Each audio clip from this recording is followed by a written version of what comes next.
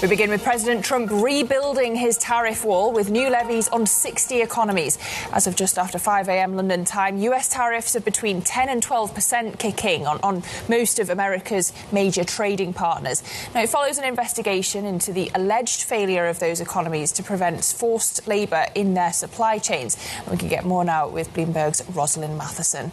Ros, good morning to you. The Trump administration, I must say, says this isn't just a pure replacement of the earlier duties struck down, of course, by the Supreme Court. But when you look through these, how different are these new tariffs from what was there before? Will they have a significantly different economic impact in a year of the midterms when the backdrop is higher oil prices?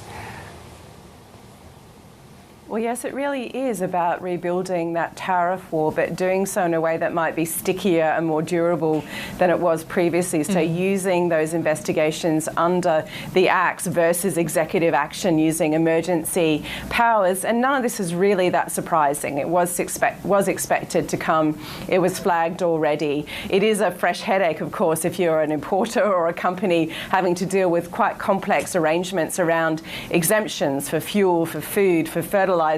This doesn't impact sectoral tariffs, so things like autos and metals, and the complication of making sure it doesn't upset your existing bilateral trade deals. So a lot of complexity in there. But what would it mean economically for the US? Well, that might not filter through till after the midterms. So perhaps Donald Trump can say, look at me, I'm protecting US workers, bringing jobs back, protecting US companies. But the reality is that tariffs come through importers and affect the American consumer. And we've seen that already in the various tariff actions so far. The end result does tend to be on the American consumer. And that's at a time when prices are already under pressure in different ways, but particularly from that ongoing conflict in the Middle East, which has had a global impact on prices for oil, for other commodities, and for things like food. And that's filtering through to the US as well as other parts of the world. So this would probably have a negative impact on American consumers, but the specific impact of this may be felt only in some months past the midterm elections. But is it likely that these new duties, Ros, will make it through the courts, given the last ones didn't?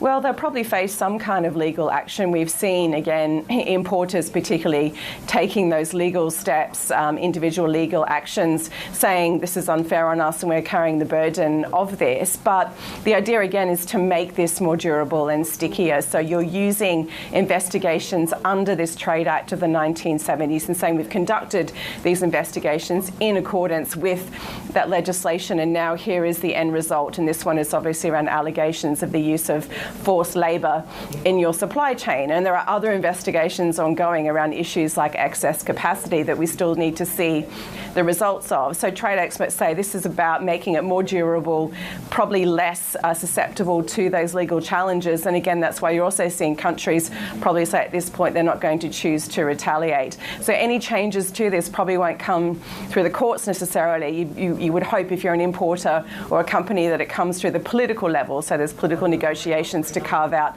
further exemptions, for example.